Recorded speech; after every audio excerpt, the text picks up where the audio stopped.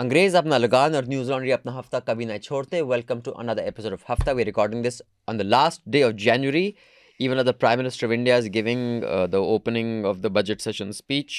Yes. So I don't know what he has said so far, but we shall soon see. Let me introduce to you who all are in our studio. Joining us is Shardool. Hello. Thank you, Shardool. Once again on the Hafta. A lot of frequency of late. That's nice. Okay. Okay, and Raman Kirpal. Welcome, Hello. Raman sir. After Hello. a 2-week break, welcome back. Hello. We've had lots of haftas in your absence. And Two. Two, yeah. But there were a lot of emails that we... One was, in fact, almost entire emails. Then we have Manisha Pande, Hello. who has had a hectic schedule yesterday covering the Prime Minister's speech in Delhi. No, that was day before yesterday. Day before Yesterday was correct. nuisance. Yeah, yesterday was nuisance. That was And the another speech. election show with students of Jamia and you. So yeah, hectic week actually. When the Prime Minister was touching feet of the Yeah. candidates. Why That did guy. he do it? I couldn't. who? Of that Of a Timar- candidate. Oh. he's the candidate from the guy who keeps asking Muslim shopkeepers to shut their Yeah, shops. That yeah. fellow. I'll just tell you his name.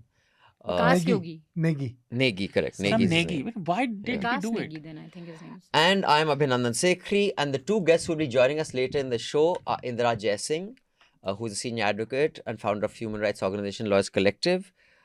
And also joining us will be Saurabh Sharma, who's an independent journalist who is right now at the site of the Kumbh Mela to give us some on-ground, first-hand accounts of what happened, of the terrible tragedy. And before Manisha gives the headlines, the NL Sena Delhi polls is still open. I hope you will top it up. We've got a lot of stuff happening, a lot of journalists and producers out there getting you shows, including Manisha having on a Monday House yesterday. Srinivasan Jain is also part of the team for the Delhi election. And the Hindu Rashtra project, which will hopefully we can undertake if enough money has been collected by then, immediately after the election, where Basant Kumar, Pratik Goyal and Anmol Preetham will be exploring the issues of the Hindu Rashtra making, whether it is state-backed organizations that are pushing this narrative and actually carrying out specific changes in schools, colleges and other organizations and institutions from across at least 4 states, if not more. So the QR codes are there flashing. They'll be flashing from time to time. Do scan those. Contribute to these projects because we don't take any ads. And if you will see this week's nuisance, which I highly recommend you do, you will see how ads firsthand have completely ruined news. I mean, you have ads about the Kumbh, but no reporting on the Kumbh. What could be more disgusting than that? And if we leave news to advertisers, and predominantly government advertisers, they will not serve you. So flash this QR code, pay to keep news free, click on the link below, tell your friends, relatives, etc., and do contribute. With that, Manisha, headlines. So before that, PM touched BJP candidate Parparganj. His name is Ravinder Singh Negi. He touched it. He actually didn't. Ravinder Singh Negi was touching his feet. He signaled don't touch it. So he touched it thrice. And he's done this before. It's his way of saying don't touch my feet. Don't touch my feet, basically. Okay, so the headlines, a very tragic week in Allahabad, Prayagraj. At least 30 people died and 60 were injured after a stampede broke out at the site of Mahakumbh in Uttar Pradesh's Prayagraj. This was the night of the Mauni Amavasya. CM Yogi Adityanath has ordered a judicial probe, and now we know that it's not one site. Mostly the media has reported on the Sangam nose where there was stampede, but Lalan Top has put out a story which says at least that there's another site Yes. where stampede had occurred, Jhusi. The Reporters Collective, an investigative news platform, on Tuesday stated that the Income Tax Department had cancelled its non-profit status. Delhi elections have set off an array of bizarre situations. Arvind Kejriwal's strange claim that Haryana CM is poisoning the Delhi drinking water, after which an FIR was filed against him. And then EC has asked for evidence. Meanwhile, the Haryana CM Nayab Singh Saini attempted to drink water out of the Yamuna, and there was this press conference yesterday where Arvind Kejriwal came with a bunch of bottles Attempted labeled me. Amit Shah, whatever. Ki ab ye pani pee ke dikhao. The fact is that Delhi water is shit. Through this problem has been pointed out before during winters because fresh water goes down during winter months. The plants can only treat one, I think ppm is the, what's the measurement for ammonia? ppm, I think. It's at 7 right now. And while these guys are doing all of this, we're drinking water which has not been treated of ammonia. RO can't treat it. And it's highly toxic. So I just don't find this funny. I'm just very unhappy with how our politics is. Today, again, I think the AQI must be around 400. Yesterday was 400. Yes. So yeah, elections have just been disappointing. Anyway, the Congress on Wednesday released its manifesto for Delhi Assembly elections, promising to conduct a caste census and create a ministry for Purvanchalis in Delhi. And of course, there's cash scheme, payment of 2,500 to women. All parties have come out with their manifestos now. Yeah, just 18. Just a week before polling. Yeah. And I don't know why parties have started doing this, but they've come out with they do it in episodes. Ki pehle guarantees, fir ek patra, fir ek aur ghoshna patra. Like nothing comes out together. It's Jerry Springer's show, Delhi Politics. The News Broadcasting and Digital Standards Authority has criticized Sudhir Chaudhary for making derogatory comments about LGBT community. And the Supreme Court, while covering the same-sex marriage case, they've ordered them to crop out the remarks from his show. They've also, so this is the season of NBDSA coming out with orders. Even Rubika Liaquat was censured for her reporting, can't call it reporting, her discussions on Arvind Kejriwal's liquor policy case. And where she had ascribed guilt to the Aam Aadmi Party on a matter. But of course, I doubt these censures and fines will make any difference to the broadcasters. In fact, there's one individual, we've done a story on him also, who, good Samaritan that he is, he goes and complains and then gets these orders out of NBDSA, which are often like fines like 20,000, 50,000. Has no impact on these anchors, but at least there's something. There's some shame, we're hoping. Passenger aircraft collided mid-air with a United States military helicopter, crashed into the Potomac River near Reagan Washington National Airport. 67 people are feared dead. The Uniform Civil Code came into effect in Uttarakhand on Monday, with Chief Minister Pushkar Singh Dhami inaugurating a manual of rules for the code and also launching an online portal for its implementation. Maharashtra government has decided to discontinue funding of eggs and sugar for midday meal scheme in public schools. They're good that they've done it for sugar, but eggs is a terrible. Why eggs? Because it's non-vegetarian. No, because some right-wing organization had But objected. also the fact is that these guys who've promised so much free cash, where are they going to? They're going to now squeeze out whatever they can in terms of expenditure. Hmm. But Whatever you can, you're going to see this across states. धीरे धीरे सब बंद होगा, सब थोड़ा थोड़ा cutting होगी. Where are the people going to get money for these cash benefits? No, but these people, they did it in MP also, right? Like a couple of years ago, Yeah. eggs were discontinued Karnataka. in MP also. Not Karnataka. Karnataka? And the sad part is vegetarian diet doesn't have Yeah. anything which gives you B12 or protein that much. Dera Sacha Sauda chief Gurmeet Ram Rahim was released on a month-long parole. Again. I think he's out. Mostly, if we do the calculations, he's mostly He's most out. of the time now. Maybe for 28 days he's in jail. He was in a year. out for the 12th time. Yes. This was 12th parole. Before every state election, anyway. In every state election, yes. Donations to the BJP increased by over 87% from 2023 to 2024, even as the share of electoral bonds and total contributions to the party declined less than half. This is what Election Commission's audit shows. And they outspent the Congress 3 times over in the election campaign. India and China on Monday agreed to resume Kailash Mansarovar Yatra this summer, restore direct flights and ease visa restrictions after Foreign Secretary Vikram Misri met Chinese Vice Foreign Minister Sun Weidong in Beijing. Padma Awards were announced. 139 individuals got it, including Sushil Kumar Modi, Sharda Singh, Pankaj Udas, Arjit Singh and others. Ritambra, the great Sadhvi of Ayodhya fame, Raman sir I'm sure has a lot to say about her. She's got a Padma Bhushan award this year. And we'll play some of her speeches from the ones that Newstrack had got back when Newstrack had covered the demolition of the mosque. हम हिंदू हैं हिंदुस्तान और राम कृष्ण गंगा का विरोधी जो हमसे टकराएगा वो कुत्ते की मौत यहाँ पर देखो मारा जाएगा अरे मले को दुर्गा के बेटों ने ललकारा है कहो गर्व से हम हिंदू हैं हिंदुस्तान और महाकाल बन करके अब हम दुश्मन से टकराएंगे जहाँ बनी है मस्जिद अपना मंदिर वही बनाएंगे. Less than 10% of posts in 14 pollution control boards of states and union territories have been filled. The Central Pollution Control Board told this to the National Green Tribunal. Amazing. AQI campaign that Newslaundry started about a month or 2 months ago. It will be continuing through the year. We will not let up. We will Yeah. ask every lawmaker, policymaker at the state level, at the central level. 5 states are responsible for this North Indian pollution. We shall hold each of them responsible and we shall hold each of them accountable. Here's the QR code. Scan it. You can also get involved. You can also help out by filing RTIs, by giving us the AQI in your area. Now, even Bombay celebrities have started calling out because Bombay is touching 300 on a regular basis. Yes. Yeah. So most channels have stopped talking about it, but yesterday Basant did the AQI. We have a Aaj Ka AQI series that we're doing. PM 2.5 was at 300. Yes. PM 2.5 is, Thailand shuts down, shut its schools At down 180 or something, no? at 108. Yes. 108. When right. it crossed 100. We are, what sort of a nation are we? PM 2.5 is, there's not 10, that's dust. PM 2.5 is proven cancerous at 300.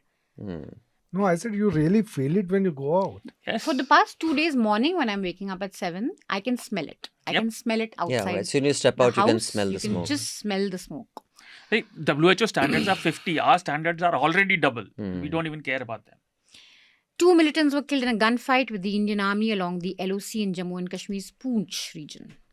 Why have we not added the most important headline? DeepSeek. Yeah. China has... coming out with DeepSeek Hmm. and showing the middle finger to the US. Yes. I And think that was all the remarkable. AI this week's related chips companies that are Nvidia. making it Nvidia. somewhere, Nvidia. those shares just Crashed, crashed 18% wiped big out. time. Yes. And they had an embargo on giving chips to China. Yes.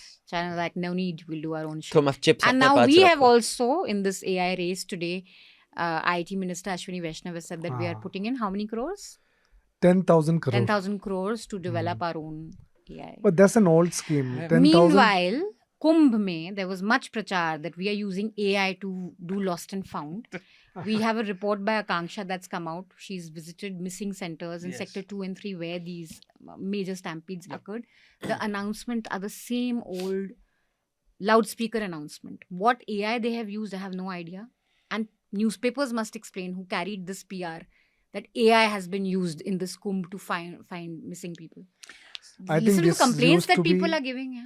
70s का film formula ना, where कुंभ का मेला और उसमें घूम जाते थे. कुंभ के मेले में घुसड़े हुए Bye, man. It was a formula sometimes in 70s now, which is going to get revived. Right. Because many people have. But one thing about DeepSeek, they have used lesser NVIDIA chips, only about 2,000. So it's less power intensive. Right. And India, 10,000 crore is not going to do it. You have to inculcate research and curious mindset. And also, apparently, the Chinese AI is basically, it refers to data which doesn't have any from the last year or two. And I what didn't read Sam that. Altman says is that AI is only effective if it is going through all the data from yesterday. But they're saying China will catch up with that as well. But So it's not like a in terms of game reasoning, is changer. more powerful than Yeah, yeah. ChatGPT. And these are all So- LLMs. These are not And also, true AI. this is just he's These saying are it to not true AI. also he's just doing it to protect his own company. Yes. Who knows?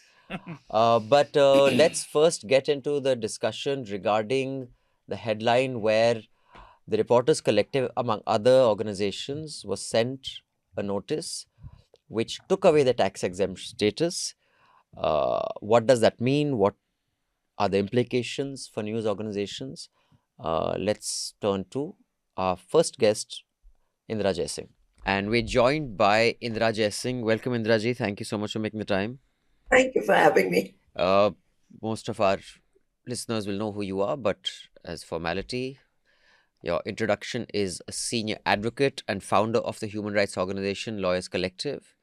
Indira ji has previously been a member of the UN Committee on the Elimination of Discrimination Against Women and is a prominent lawyer. And I'm sure many of you have read her work, seen her talking about many issues on TV. Indira ji, there is a little bit of, I spoke with Siddharth yesterday as well, Vardarajan, regarding what exactly is the notice that has gone to Reporters Collective, among a few others, where it appears they are withdrawing the tax exemption certificate for these news organizations that are registered as not-for-profits. Like Newslaundry is registered as a for-profit organization, it's a private limited company Although even Yes. there, I think it's a little unfortunate that GST on us is 18%, while on print newspapers is 5%, which is far from it being a level playing field. And if news is imperative for democracy, I don't see why it should be among the top GST bracket. But the wisdom of the government is the wisdom of the government. But in this case, it is not revoking the not for profit status, it is only revoking the tax exemption certificate. Or is it the same thing? Can you just shed some light on this?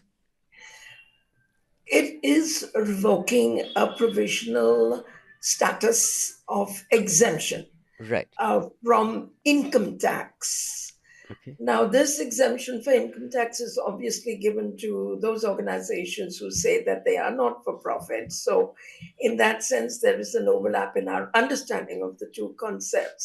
So, as you rightly pointed out, Newslaundry itself is a regular company registered under the Companies Act. But even under the Companies Act, there can be two types of companies, as you well know. Mm-hmm. One is a company, private or public, and the other is a not for profit company under Section 8 of the Companies Act. Right.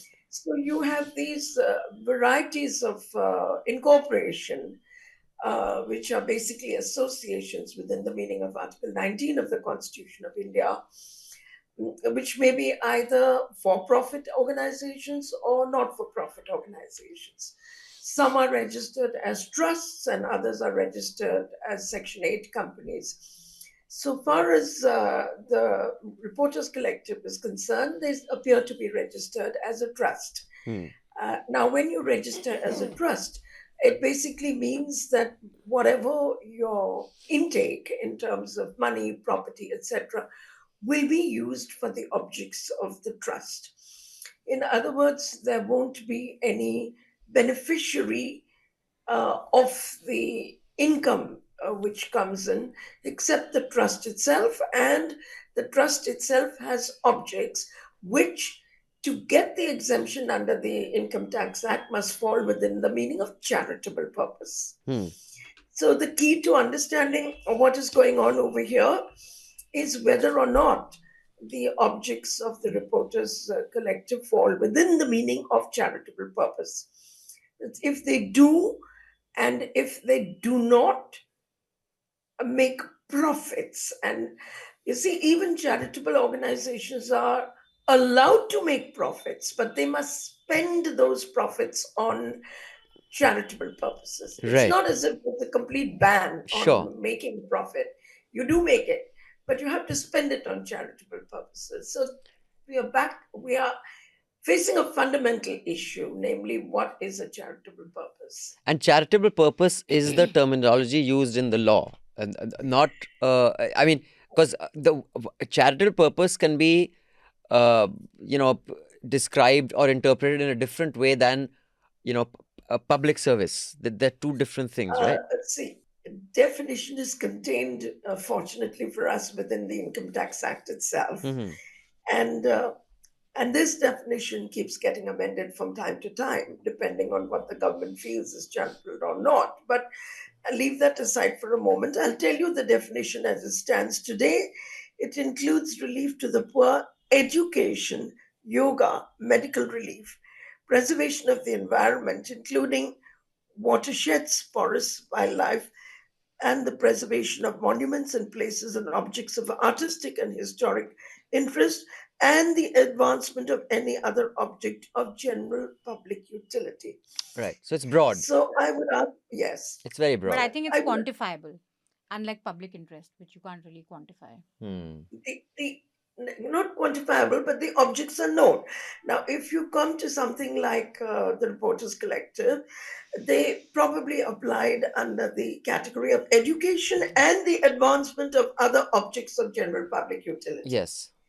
Right. So they would, if that was their purpose, an object, they would qualify for a charitable purpose. So your tax exemption can be withdrawn, but you still remain registered as a not-for-profit. Is that correct? Because not all not-for-profits have tax exemption under 80G. You're right. You have to apply for the exemption and get a certificate from the Income Tax Commissioner, but maybe you don't apply, and you then remain a trust.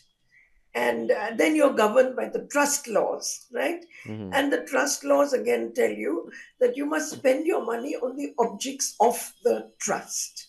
Right. Again, if you're a trust, you can't just take away money and spend it on luxuries or, or whatever you want to do with it. Or if you're a company, you can't declare dividends, you can't share the money with the shareholders, etc. Hmm. So it's basically a question of spending money for the object and for the charitable purpose for which the trust has been set up. Right. And also because I'm also a trustee in a trust we set up in 2004-5. The trustees and the people who are on the board cannot take any pecuniary benefit or salary from the trust. They cannot directly take. I mean, you can have employees of the trust, but the trustees themselves cannot give a salary to themselves. Well, it's not entirely true. That depends on the resolutions passed by the trust, Okay. because there are several trustees who work for remuneration, but the Hmm. work they do is the work of the trust. Right. Hmm. I see. Okay. They work for the objects of the trust. Now, this is, one in a series of various legislations, starting right from the FDI cap on digital news organizations, which was then, there was a clarification after the initial notification, and as usual, clarifications to clarifications. The broadcast bill was withdrawn. The amendments to the IT Act, to which you as well had appealed and successfully got a stay, which have now been struck down by the Bombay High Court, and I'm guessing is in the Supreme Court now. It's been stayed, and it's now transferred to the Delhi High Court, along with a group of petitions which will be heard in the near future. Yes, but there is obviously a very, very serious and strategic and calculated, I think, crackdown by the government on independent media and journalism. There's no doubt about it. See, what has happened is a variety of tax laws. I mean, laws have been used. It could be the IT Act. Now we can see that income tax laws are being used. All of this is to stifle independent media and to stifle journalism. We saw it in the case of NewsClick. You're aware that their accounts were all frozen and remain frozen till this day, disabling them from paying their journalists. So, multiplicity of laws are being used. We've seen the use of UAPA against journalists. Mm-hmm. I mean, I don't know where to stop, because we've even seen murders of investigative journalists very Right. recently. So, Now, you think there is a kind of private-public attack on journalism, independent journalism. Now, you think in the last, if we take the last, 10 to 15 years, there have been a few cases where the Supreme Court or the High Court has actually, like in Hindi, we say, khara utra hai on defending, freedom of speech and the freedom to report. Whether it was a striking down of 66A back in 2013, it was, or the staying of the amendments to the IT Act. Do you think there is enough precedence, case precedence, and legally one is on a sound footing that even as the government continues its attempted assaults on freedom of speech and restricting the press, there is enough for us to defend ourselves using the courts? Or is there too much grey that we were just lucky we got away with 66A and this amendments, but that may not always be the case? So again, Abhinandan, this brings me back to real basics, and that is, why is freedom of speech at all protected as a fundamental right under the Constitution, under 19(1)(a)? One has to totally focus attention on that. And I think that is because freedom of speech is a public good in and of itself. It's part of the right to know. Okay, from the journalist's point of view, the journalist is communicating.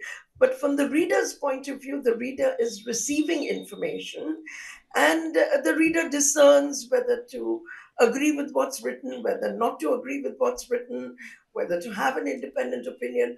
But it's all about communication, which is part of public good. It's part of democracy. So one cannot let go of that major premise on the anchor of which all other laws have to be judged, on the anchor of which all other discussion has to take place.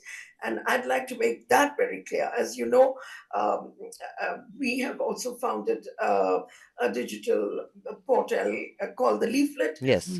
and we are lawyers.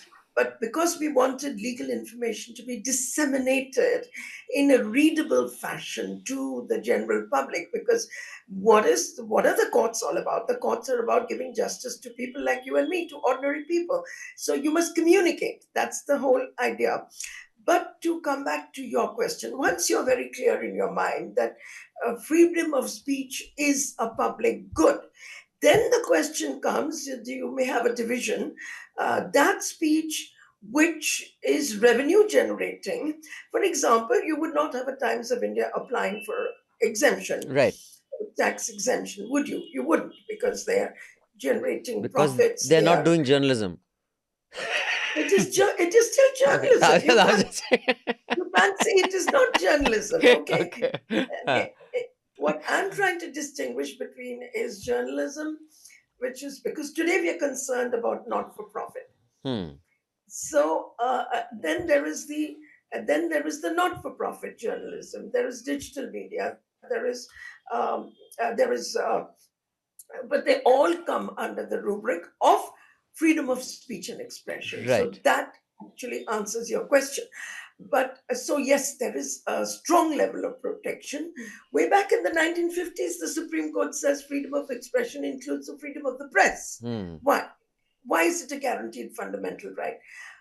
But I must point out the difference between, let's say, criminal laws and a tax law. The unfortunate part is that when it comes to tax laws, it's about the revenue which the government gets from any activity. And the level of scrutiny which the courts will make, that was your question, are we on good ground in court? The level of scrutiny which the courts make of tax laws is much, much lower than what they would do if it was, let's say, uh, even a criminal law. You know, even say if UAPA is used against a journalist, you would have a level of protection. If there's a ban, the courts have struck down bans of channels Hmm. on the ground that they violate national security. Somehow they seem to make a difference when it comes to taxation because it's a lot to do with revenue. But Right. as far as I can see, this government is kind of weaponizing every possible law to curb freedom of speech and expression. Yeah. Just a couple of things I wanted also just to open this out to the panel a little bit. One is I've been often asked, why did we set up Newslaundry as a for-profit rather than a not-for-profit? And I've given that answer a few times. I'll give it again. But just let me start with Indiraji, then come to Shardool and Manisha. I'll also have time to think about it because they are more journalists and writers rather than, business people. Indiraji, you have registered Leaflet as what and why? I think I stand in the same category as you. Hmm. It is a private limited company. Hmm. We did not register it as a non-profit. I see. And any particular And reason why you chose one, or it was just easier? Because I know one is easier than the other. Was it that, or was it a thought-through decision? it was, I think, based on our analysis of the way not-for-profits were being treated. Hmm. And of course, we were personally subjected to the attack Right. on the Foreign FCRA, Foreign Regulation Contribution. Act, but it was a policy decision not to take any foreign funding Right. and yet be able to survive. And it was registered as a company, but the company doesn't make profits. Right. Okay. We would be happy if we have just enough money to be able to survive, to be able to. You see, that's the point. You come back again and again to the object of your setting it up. And the object of setting it up is in public interest to communicate to the general public the nuts and bolts of the law, to be able to pass on some form of legal education to the general public. And of course, our tagline is Constitution First. So it is to completely present a legal point of view which is in sync with the preamble to the Constitution of India, and to ensure that the Constitution of India is not attacked from any different ideological sources. Right. Understood. And this is a good cue to say, please go to leaflet.in, right? It is, yeah, the leaflet. The leaflet.in, and you can contribute because Indiraji's organization also does lots when it comes to interpreting and giving you legal news, which is important and useful for you. That is the purpose. So do check it out. So Shardool, let me come to you first. What do you think is a good structure for a news organization? A not-for-profit, a trust, a Section 8, or a private limited? I have one. If you don't have a view, that's fine also. I'm not cornered. One, You must give a... Look, profit gathering is important, like to a layman mind like mine. I think that anybody who's working needs to live their lives besides their professional life, right? For that, you need money. And if you are spending your life doing any job, you need enough remunerations to live your life at ease. You want to be paid well for the services you provide. Now, a news organization, how they should be set up, like, frankly, there is no definite answer. Like, our existence is sort of part of a debate how a news organization should be set up. But besides the government's step, like their acrimony towards, like, what's the word I want to use? News in general. Non-pliable. Non-pliable news is well defined now. But when I was thinking about this, is news a public service or not? Now, I started to think that a lot of type of news we abhor. Like, a lot of people abhor page 3 news or news they don't care about. Or broadcast. Actually, a lot of people love page 3 news. A lot of people abhor it also. And consumption are two different things. Right. Yeah. Like, a lot of people... Few abhor it, most consume it. A lot of people hate opinion sections. A lot of people don't like business section with what is this has to do with us. Or even classifieds. But if you look at it from the holistic point of view, how it has come about, and I have a very limited understanding, I'm going to just clarify this once again, but it does serve a public purpose. Like, a lot of page 3 news tells you what's really going on in parties and who's meeting whom. And business section may not be useful for everyone, but a lot of times it's the economic news which tells you how the policy is being shaped, and which most people miss. Which is, again, like Abhinandan complains about it, like most journalists don't understand business and economics. But the point is, the two things. One, this is a service which nobody needs unless you do. And it may be a life-changing event for that individual. But it's a daily job for news people. So it is a public service. Like the latest example is another topic I think we'll discuss today, Kumbh. Like, the government was decidedly telling they don't talk to the media. It was telling doctors and hospital administrators. Why? And people were crying and complaining that they are not giving us information. They are not even letting us talk to the media. I mean, our work is not being done. Our sort of hypothetically, our family members are lost, and we can't even say this in public. So it becomes a service then. But I wanted to ask something, a question to Ms. Jaising. It may be a very stupid question, but nonetheless, is there a well-defined definition of what terms, like legal definition of public service? Is there, Indiraji, is there a legal definition of public service? Is it like defined in black and white, or it's open to interpretation? You see, I read out to you the definition of charitable purpose from the Income Tax Act. But yes, I think there is a definition in the sense that what is a public service is something that benefits the public. In other words, you don't, and there is you are not the only person benefiting out of it. The public at large is benefiting out of your activity. And to my mind, there's no doubt that journalism is a public service. I don't even know why we are debating it. Okay, but I think there's a bit of confusion. What you need to understand is it's not that a non-profit is not allowed to make profits. They are, but they have to apply those profits to the objects of the trust. Right. In fact, let me just explain to the viewers. When one makes profit, one is a private limited company, the profits one makes can be distributed as dividends to the shareholders. That means there is an incentive for a shareholder to invest in a news company, because if it does well, they will get dividends just like you do in any share that you buy, etc., etc. As opposed to a trust where you don't give dividends to the trustees or the founders. It is put back into the trust to continue Yes. the service, whatever it is. The law allows the trust to incur administrative costs, which includes paying the journalists who work for the organization full time. That's a no-brainer. Okay, the trust cannot carry out its objects without employing people. How Hmm. can they? Mm. So So the structure, that's a given. the structure Okay, determines all the how the expenses revenue you comes. incur. Yeah. Right. How the money is earned is what is Yes. determined by the structure. Like the trust will also pay its employees, so will a private company.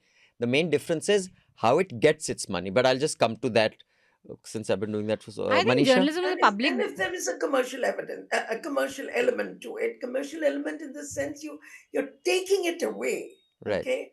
But if you're putting it back into the trust and using it for the objects of the trust, obviously it is a not-for-profit. Sure. Like- Right. Manisha, Yes. you have No, a I view? think, I mean, there's no doubt that journalism is public good, but charity is something where I think there is a gray, because when you say education, I think charity has to be a little more tangible than public interest, Hmm. like an Hmm. evening school or distribution of books or Hmm. tuitions, Yes. which journalism doesn't do. I mean, the knowledge that we may put out in the world, I don't think it can be described as charity or education, within charity. So I think that's the gray which we'll have to see in this case. I think whatever you set up as a news organization, if you're going to do news and journalism, just make sure that it's set up to the T in terms of compliance.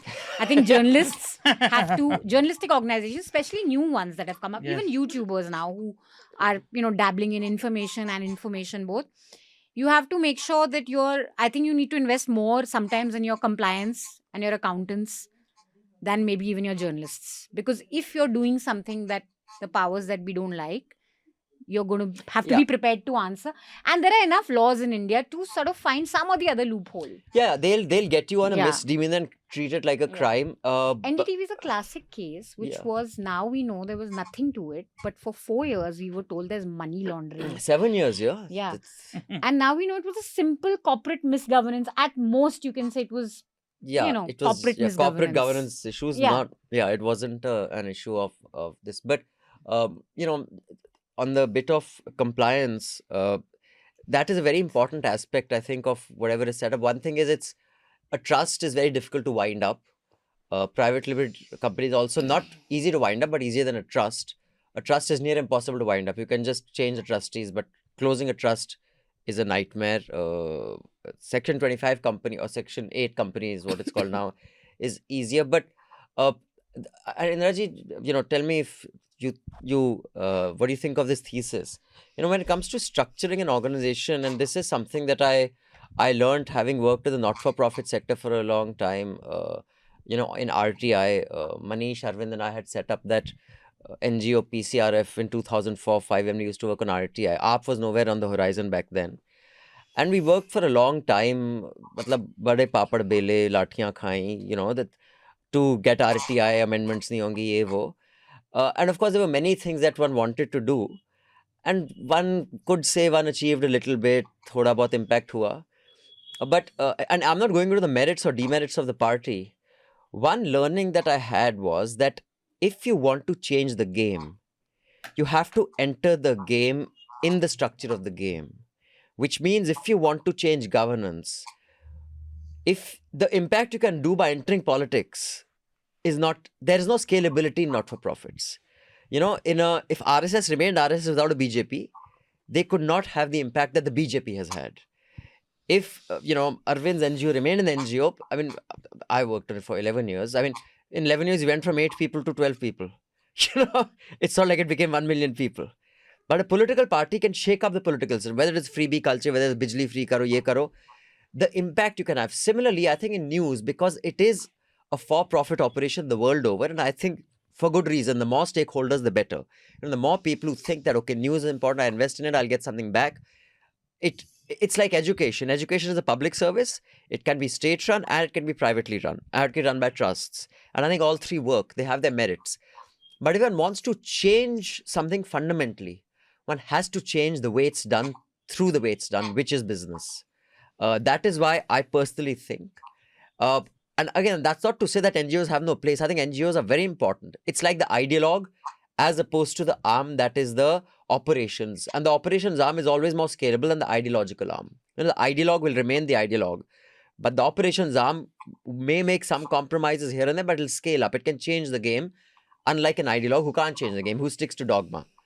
Which is why I think if one really wants to change news, one has to do it by demolishing the revenue model, which is the advertising model, and saying, let's just demolish this model. So all these big, the Times Group and the Indira Group and the Z Group, which have completely thrown journalism on the bus for profit, you just dismantle that model. And then a new model can emerge. But I don't think that can be done if you work as an NGO. I'd just like to know your thoughts on it. And of course, Manisha's charity. See, I would prefer to put it far more generally to say that regardless of whether you're an NGO or whether you're a for-profit or not-for-profit, there is no escape for engagement with the system. Coming as I do from the position of a professional, I'm not coming from the position of an entrepreneur or of a for-profit or not-for-profit. I have no escape except to engage with the judiciary. Right. If I want to change the judiciary, if I want to have any impact on what's going on in the legal system. As a professional, of course, my engagement comes in different ways. One is directly arguing cases in court, but that's a different issue. I think we need to have many, many more forums in which we can engage with the judiciary outside the framework of the courtroom. Okay, so I don't understand why the judiciary doesn't engage with us in forums of this kind, where you come, where you debate, where you talk, where you raise the issues you want to raise with the community as a whole. I don't mean in, exclusive little conclaves where nobody even bothers to ask you a difficult question to answer. So I think somewhere we are losing the thrust of this argument or the heart of the argument. And the heart of the argument is, are we engaged as citizens, as people who are working day in and day out of our lives in whichever field we may be to uphold a democratic system in which we were born, we were inherited this system. Do we want to keep our democracy afloat, or are we ready to accept a totalitarian, authoritarian government? I'm certainly not. And I would say that I would use every forum available to me to use it. And I personally see what is happening with the Reporters Collective as a sign of the times. Not a sign of the times to come, but a sign of the times as we see that we live in. And I see that every law is being weaponized in order to crush freedom of speech and expression. And whether you are a for-profit or non-profit, I think it is the duty of all of us to pull together and to make sure that the fundamental right to speech is not in any way eroded, whether it is for-profits or for non-profits. Right. But before I say, my way of looking at it. You have to be in court at 11:30, but just want to belabor the point that Indira Jaising as a lawyer has a bigger impact than she would if she only ran an NGO advising us how to deal with the law. And that is, I think, one has to enter the game to make a bigger impact. But before you go, a recommendation that you think could enrich the lives of our listeners and viewers. So I can only tell you what I'm reading at the moment. Yes. I'm reading Indira Jaising's book on Golwalkar. And I'm also reading a very fascinating and interesting book by Rajmohan Gandhi on the issue of fraternity. I think it's one of the few books on the subject which is very modern, which is very timely. And, I love reading books which are cross-cutting. Like, they would be good for lawyers, they would also be good for non-lawyers. So these are the two books I'm reading right now. Thank you so much. Coincidentally, I'm reading Arun Shoury's book on Savarkar, and I interviewed him yesterday and I asked him about Savarkar and Golwalkar's relationship, and he was like, Golwalkar kept Savarkar on the side, ki haan, aao yahan par, just indulged him, but not didn't allow him to get too involved. But interesting. But thank you so much, Indiraji. Good luck to Leaflet. I'd like to urge our listeners, viewers, once again to check out the leaflet.in and contribute so that Indiraji's team can also do a lot more and they're a fantastic team who do some fantastic work. Thank you. Thank you. Okay, now we're joined by our next guest, Saurabh Sharma. Welcome, Saurabh. Thank you for making the time. I know you're between Allahabad and Lucknow, and you've made 20 minutes for us. Very grateful. Thank you, Abhinandan. For our audience, Saurabh is an independent journalist. He currently works with Reuters. He has worked with Al Jazeera and 101 Reporters, an organization he's also the co-founder of. There are links to some of his reports in the show notes. And before we get into the discussions on the Kumbh and the tragedy that happened there, we just want to remind you all that we are not ad funded, and we have been extremely critical this week on Nuisance on all the Kumbh ads. And I would like to start off the disgusting irony as I was driving to work. And I was listening to FM like I normally do, and FM, every channel you turn to, there is some Kumbh ad playing. And this is not an ad, it's a song. I don't know how much they pay for this slot. Here's what it sounds like.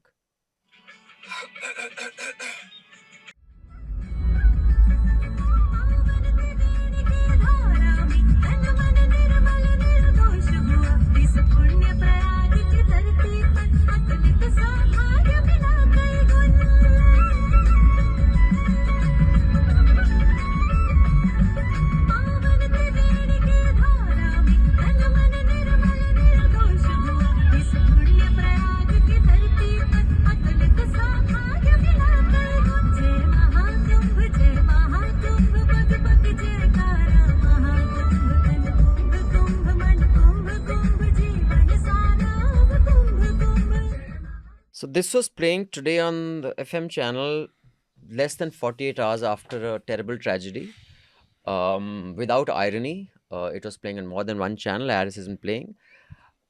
Day before yesterday, about 10 hours after the tragedy occurred, India Today had a story, a full package in the afternoon on the celebrities who took the dip there. The sexy siren turned sannyasan Manpa Kulkarni, who has been given some Avdi by the Kinnar Akhada. They had about a 3-minute package.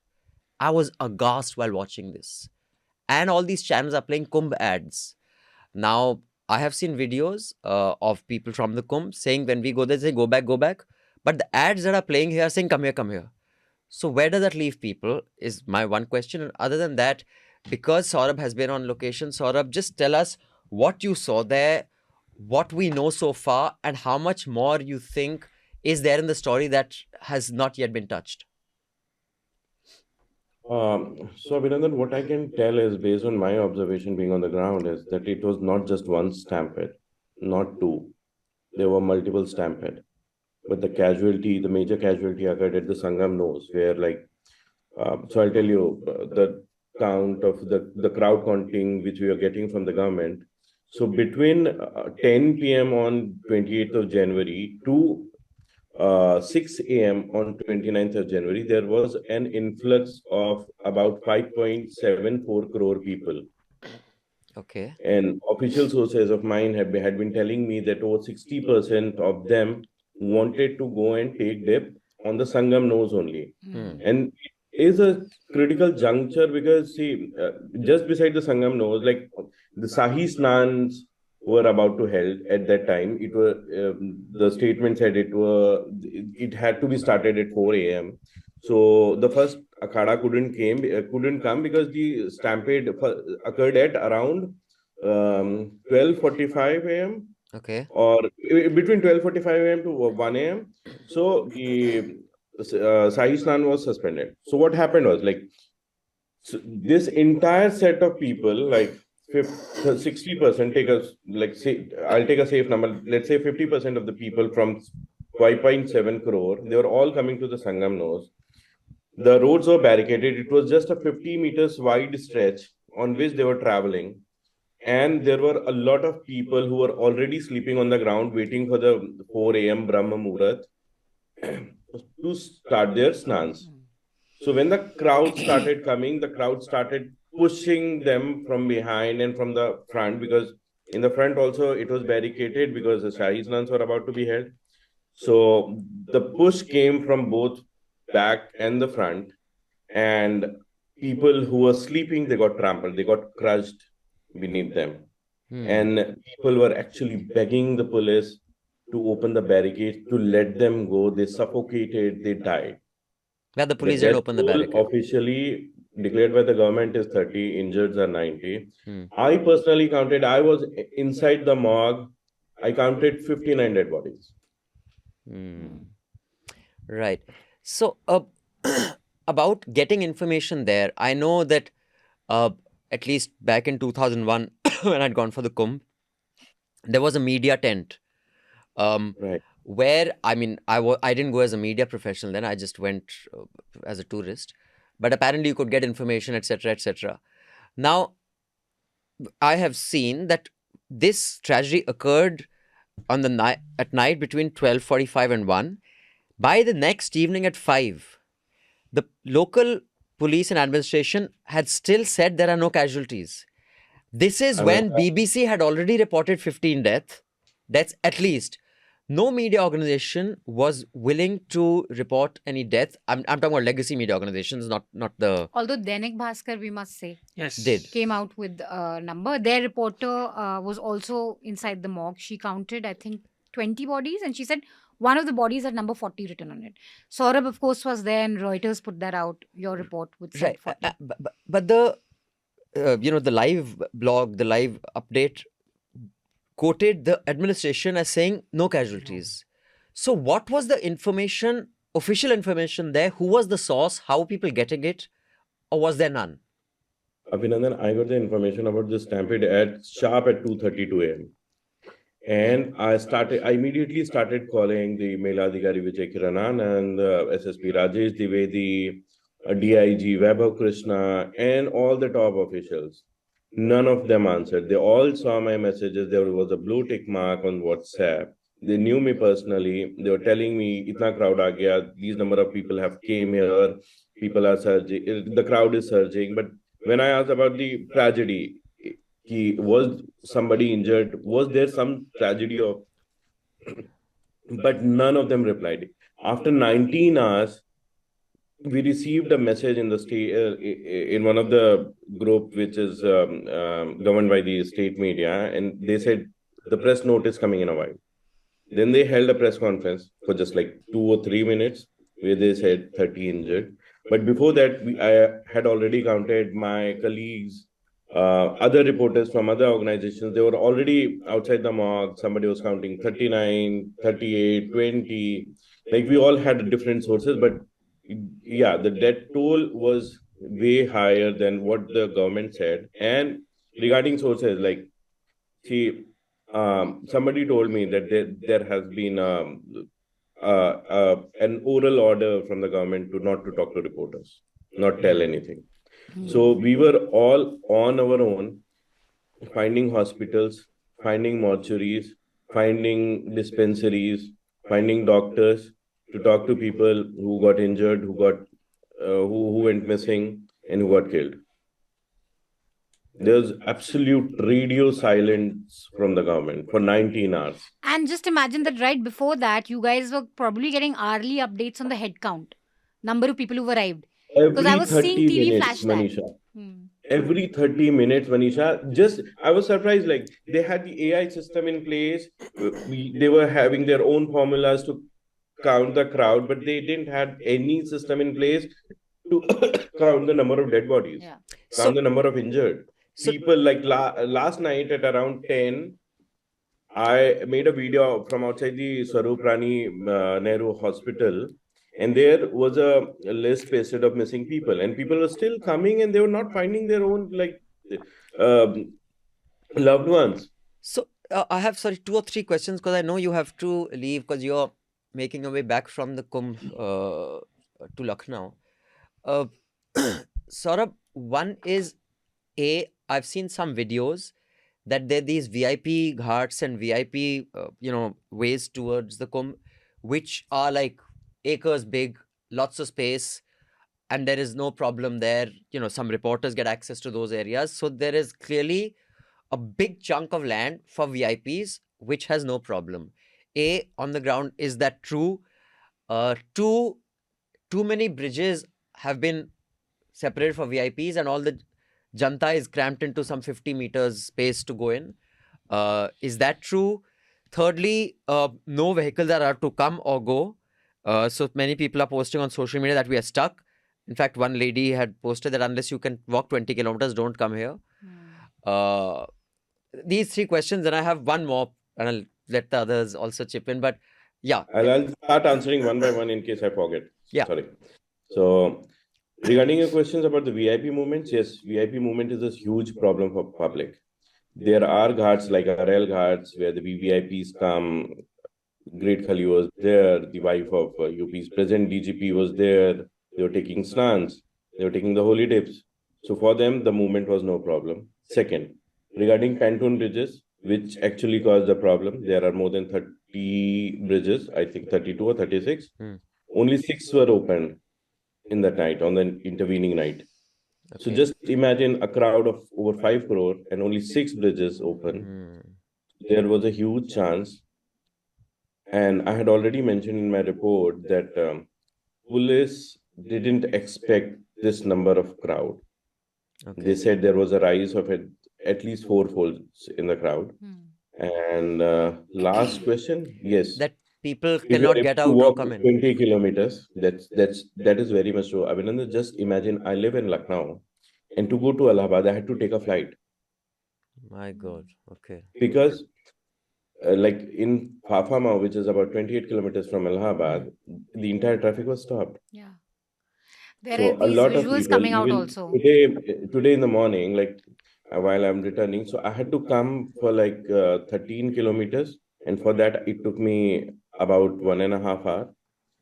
Then I reached my cab. Then I started returning. So, yeah, whatever you asked, everything's true. No, and the thing is also that we are getting a lot of clips now, especially viral on social media. In fact, one very tragic, a young girl, she died. She's from Karnataka, and she's speaking, she's sort of talking to the camera and saying that don't come here. It's very scary. There's too much crowd, and she didn't survive the stampede. But this thing that there's another point to this, that when you're walking 15 kilometers, 13 kilometers, on average, people were walking that much. Once you reach the spot of ghat, you're then going to lie down there and rest. I think that also then you're not going to have that, like when you have a temple or a fair in a temple, you have those quick darshans, right? Like 5 minute in, 5 minute out. You have that bandobast of getting in, getting out. Here you have this large mass of area, the ghats. Once people come in, I think it was also taking time for people to move out of there because you walk You're 15 tired, kilometers. right? People are saying there's no bandobast of water. पूरा No, रास्ता हम Manisha, चले पानी कोई वो नहीं है. I'll stop you. Technically, like whatever it's being said, it's a 12-kilometer long stretch of river. And the critical juncture is only the Sangam nose. Yeah. But the problem is the closure of pontoon bridges. Because there is enough space for people to lie down to take rest, and many of the ghats are still vacant. Like when you enter Allahabad from the Fafamau side, when you go from the north, you'll find the ghats, they're empty. Like in the Keedganj area near the Allahabad Degree College, the ghats, like people are not going there. But and see, it's also the problem of the belief that it's Sangam mein hi Amrit gira tha. The drop of the nectar fell only in the Sangam area. So people believe that वहीं पे नहाना है. वहीं पे But that नहाना is but that is inevitable, right? Because if you just want to take a dip in the Ganges, you can go to Bhagirathi and take a dip. Yeah, like when the state also said that officially they announced that don't come here, and some of the holy akhadas also said that we will also take the dip, not at the Sangam nose, we will take it up 10 kilometers in solidarity with people. Don't everybody come here. Fine, I mean, fair enough. It is very noble thought. But the whole idea of Sangam is Sangam, no? So it's inevitable. But technically, the argument that has come from the government is like, it's not that particular spot, it's not that Sangam knows, but the entire stretch of Ganga, that's Sangam. Yeah, so that is semantic. So, and my last question is that while all these ads are running on television without irony, on radio without irony, that come to the Kumbh and see how wonderfully Yogi ji has done it, and of course all the ads end with Yogi ji and Modi ji very proudly looking into camera. There is the local administration discouraging people and saying go back? See, when the stampede occurred, like hours ago, people, like policemen were scared. So I'm repeating it, like because it's mentioned in my copy. So when the first alert of crowd surge came to the police headquarters, like the integrated control and command center, it was around 11 p.m. And by 11:30, all the policemen from the integrated control room were out because they knew something. The crowd would go out of hands. The situation would go out of hand, and they started announcing, "Don't come to the Sangam Nose. Go elsewhere. Go on the different ghats. Just get away from here because you can get crushed." So there are videos on social media where you can see like DM, EDM, policemen trying to convince people to move away from the Sangam Nose. So at that particular point of time, and even after that, till like 10 in the morning, the Mela authorities requested all the devout Hindus to take bath elsewhere in the entire Kumbh stretch and not like go on the Sangam Nose area. But then there seems to have been, like you said, there were stampedes. At least we know that There one was in Jhusi that has come out. And there were other Juicy one spots of come out. There was stampede. one at the GT Road, but no official confirmation. Then there was a fire in Sector 22, which again created a chaos. I was there like yesterday at around 5 in the evening. So I had to pull out. So there had been multiple incidents which are not coming to the light. Even after this, about the second stampede, we got to know like 10 to 12 hours later. Right. But And one thing, Abhinandan, I want to thanks all the photojournalists who were present on the spot, because had there been no photojournalists present at that site, we would have never got the news. yeah, they would have just dug this up. Wow. This Yeah. would have been I seriously want to thank Adnan Abidi, Ritesh Mishra, Ashutosh, Sumit Kumar. These four people, like they were the first people to alert us.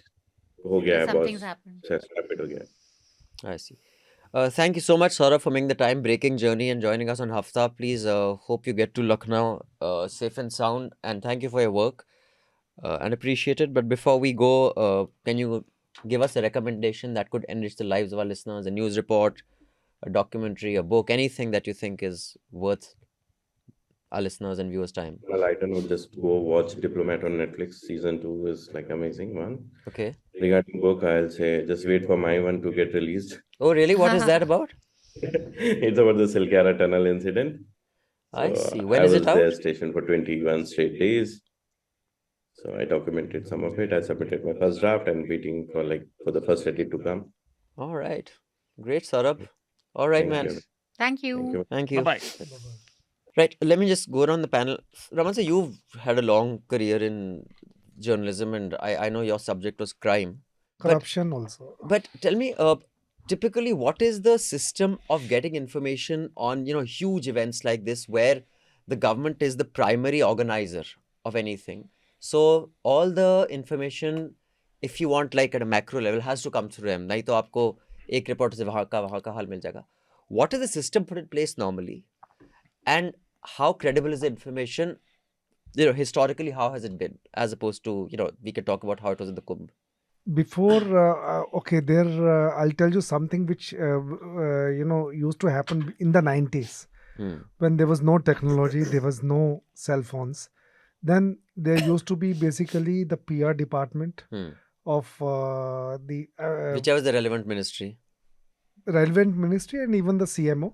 Okay. Chief Minister Office, they also do it. And also there is at the center also a team is coordinating when you have a thing like Mahakumbh. So you have a central team also. So, I mean the PR team, again the information officers. So they are the ones who are coordinating among themselves. And how credible is the They information? draw a strategy. They draw a strategy that how they need to give the information. Now when you come to, as on today, see the credibility, if you look at the announcements that have been made before the Mahakumbh, was like, this time we are going to set a record. It was all about records. It is all for the optics. The obsession of records, including Ayodhya mein diya, all kind of announcements that they had made, for the optics. And someone who has worked in UP for a couple of years or 3 years, I was in Lucknow. So this state is known for the VIP culture. Hmm. Okay. I think 40% of the stories that I got done, in UP were about the VIP culture. For example, Mukhtar Ansari, he has a fleet of cars, All the same number. all the same number, 786, or Raja Bhaiya, who has got another fleet of car which have no numbers at all. So that shows it's a city of Bhokalis. Yes. Okay, so Man, the gangster. all these people. So VIP culture is very, very predominant in Uttar Pradesh. So I am not surprised when say Chief Minister along with his cabinet ministers want to take a dip at Sangam nose. Then how the entire VIP Will move bandobast must have happened. in the middle of that. In the middle of huge crowd. And before the tragedy, Huh. you had Amit Shah visiting. Yes. You had Ramdev Yes. visiting. You had a series of dignitaries visiting. Now, when the Home Minister is visiting, what sort of bandobast they'd have to do? Obviously, they have to close down everything. That's what. The police was probably overworked because Yes. they would be on some 20, 18-hour duties ki Home Minister aa raha hai. Yes. So, I also feel like it's very convenient now to say the police is not doing its job. How are they supposed to be doing their job? See, I tell you, if there are three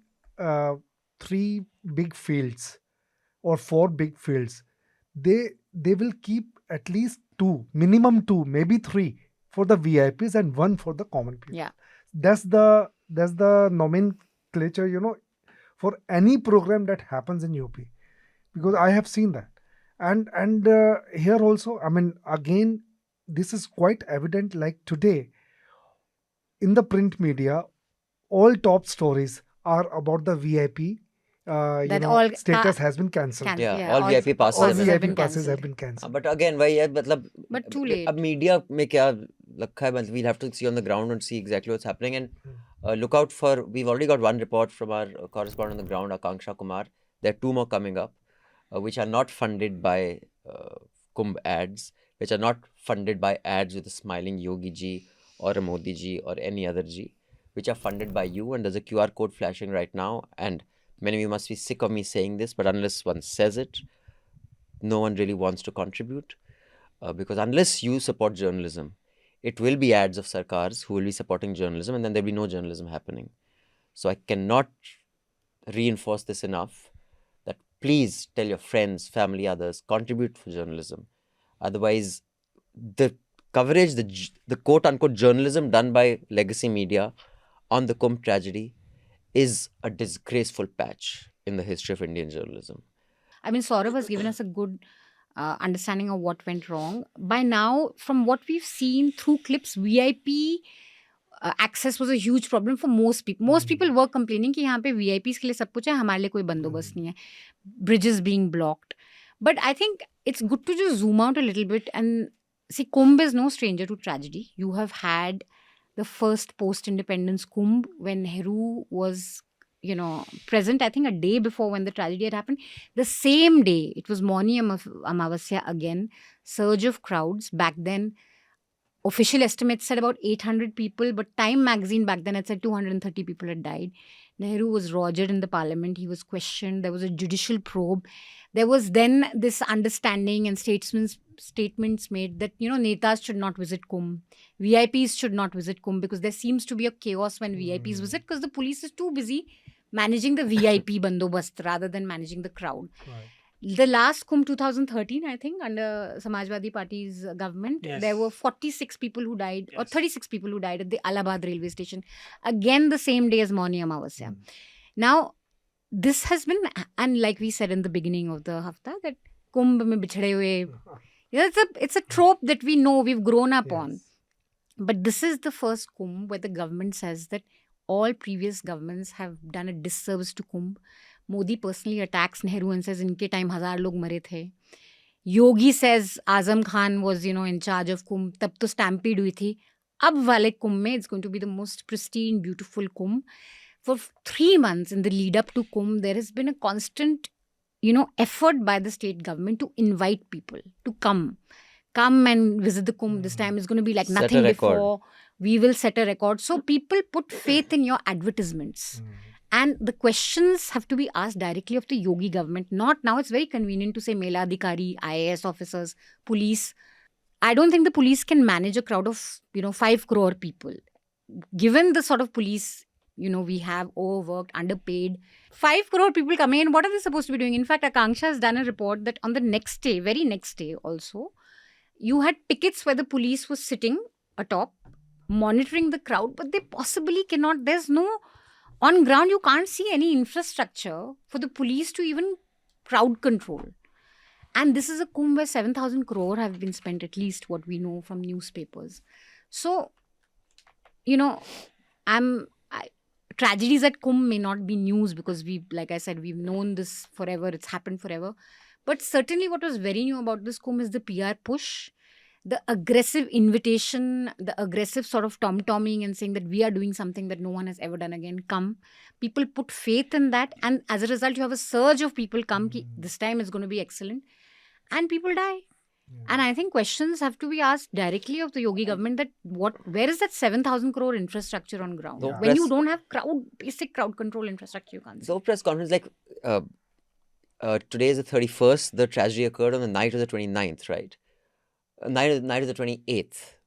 29th morning is when the Prime Minister was making that speech here, the election speech, where he was going out how horrible is Congress, how horrible is AAP, how horrible is Rahul Kejriwal. Every single channel cut live to his speech. No one was telling us what was happening at the Kumbh. Right.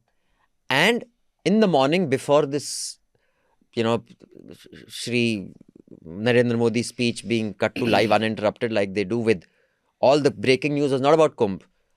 Modi questions Kejriwal. Modi does this, Modi does that. Just before that, because of course they don't have the guts to interrupt his speech. So speech, there'll be no ad breaks.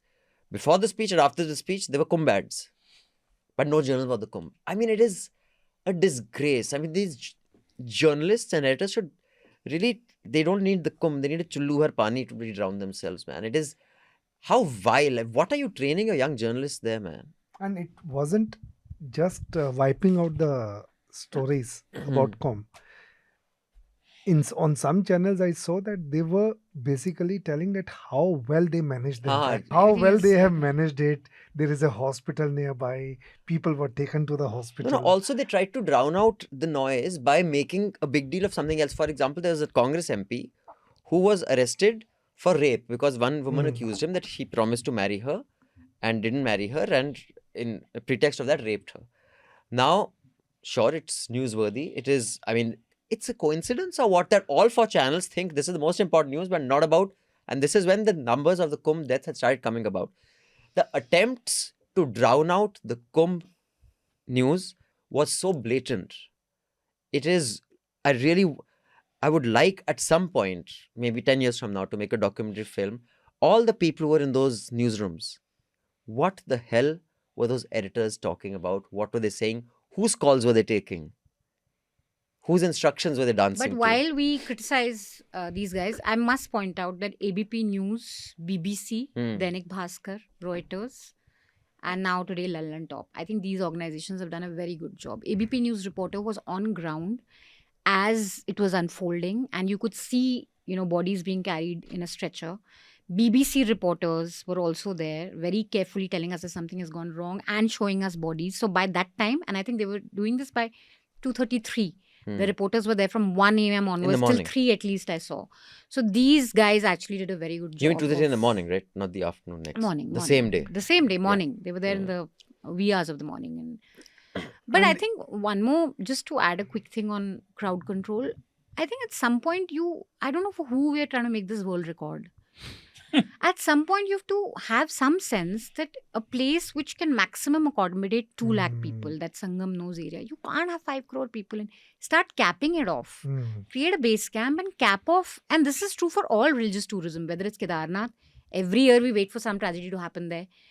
Vaishno Devi, there was a stampede. There are these, religious sites where people really want to go. But you have to start capping it off. That X number of people we can handle.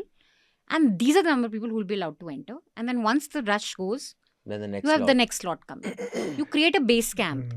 It's idiotic to do this. And I just want to emphasize how bad I feel for the police. I know, like, we love to hate on UP police and all that, but dude, they're overworked. I was seeing the visuals just of those mass of people at Sangam. My God, we don't know if the police, by the way, lost any men in the stampede or not, but it is inhuman to expect them to control that crowd. With nothing, with what? With a baton in their hand, they'll control.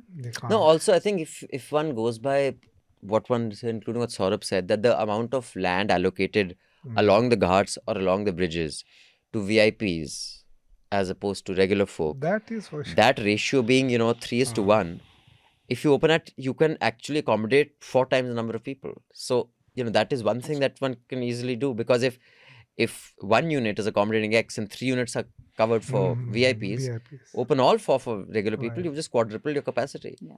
There's actually a very telling video from one influencer had put out on the same night as Monia Amavasya, where she's on a VIP ghat and she's doing this whole thing कि लोग कह रहे हैं बहुत भीड़ है लेकिन कितना सुंदर है, बिल्कुल खाली है दूर दूर तक, Yeah, I've मैं seen यहाँ that. स्नान करूंगी, मैं everyone's hating on her now, but poor woman, she's just basically she's got saying access to she's something. got access The and she's saying it's influencers- amazing and it's empty.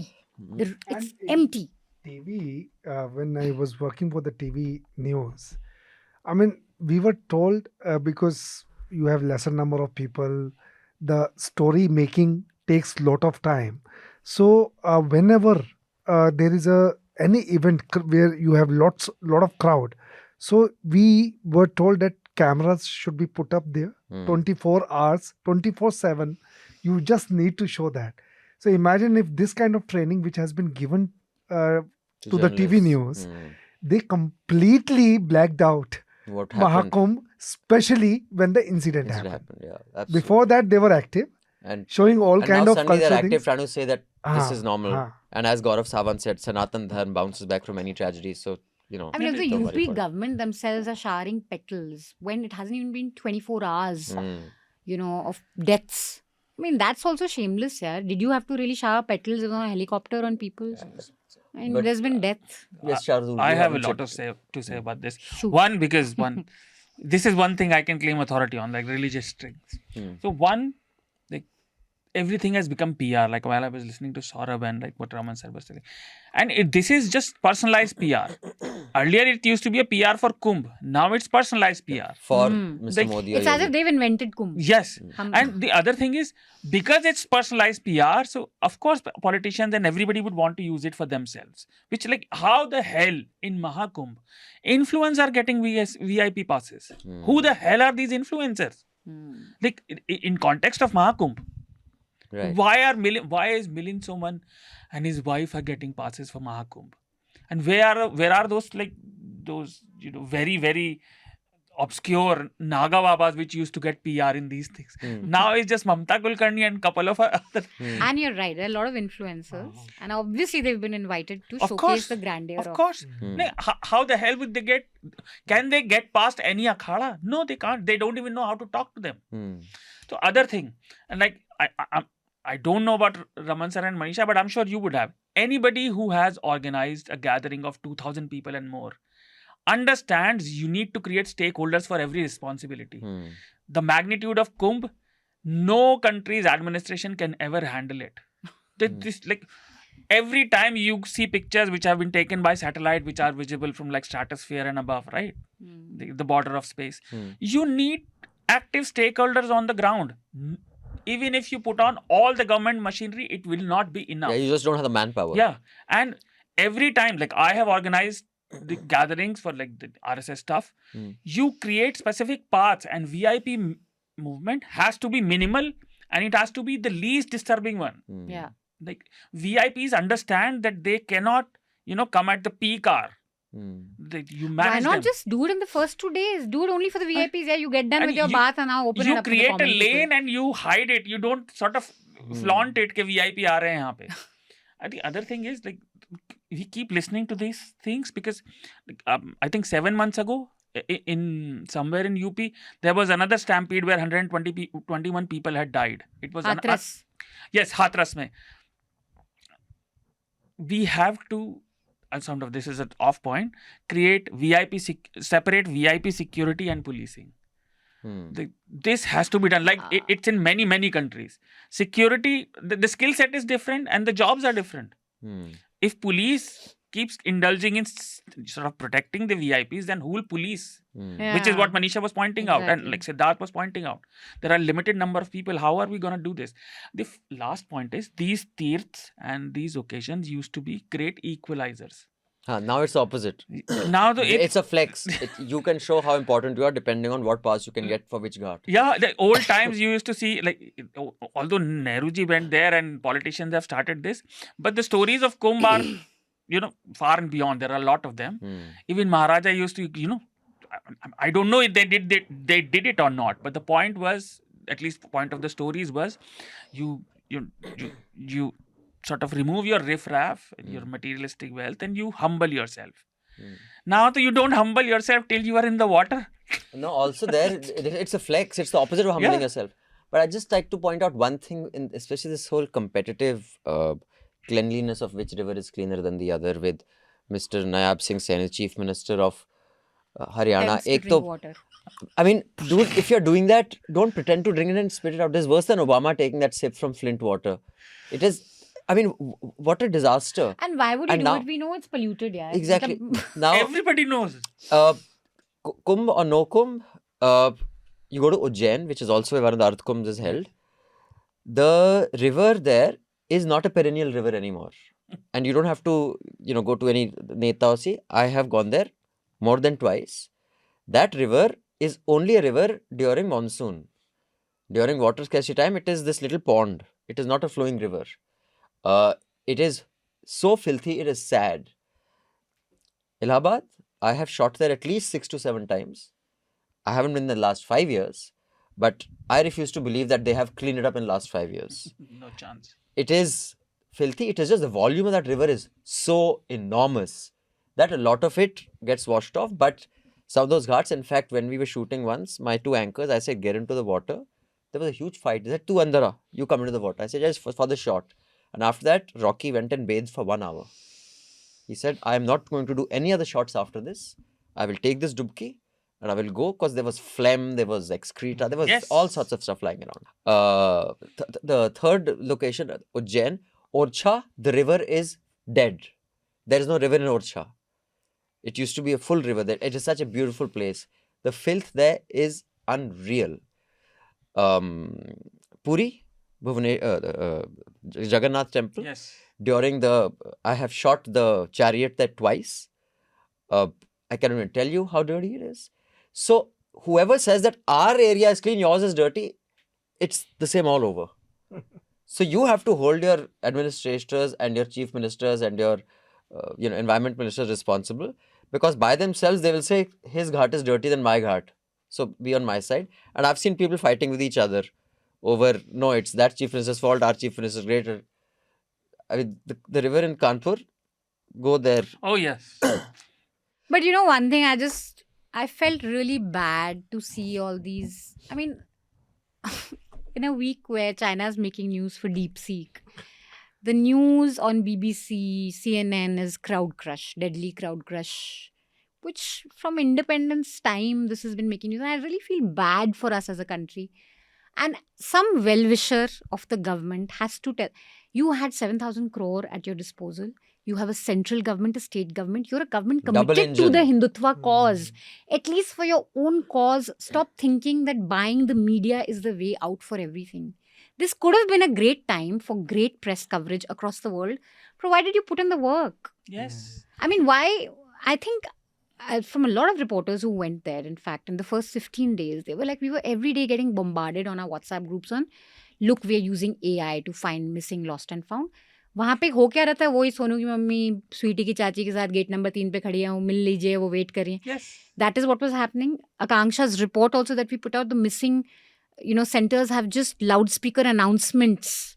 And even there, they're saying we are announcing ourselves because no one's helping us. Yeah. So you are, again, all you're trying to do is plant news, buy good press. And that's not going to get you good global coverage. And honestly, as a well-wisher, somebody within the government has to tell them that, dude, this is not George Soros. This is your mistake. But I don't think You could have like. But I don't think they want favorable global coverage. They just want to win an election. Bas. And to win the election, you just have to convince the Local. Tucha anchors and the Tucha reporters who are, doing Wawa.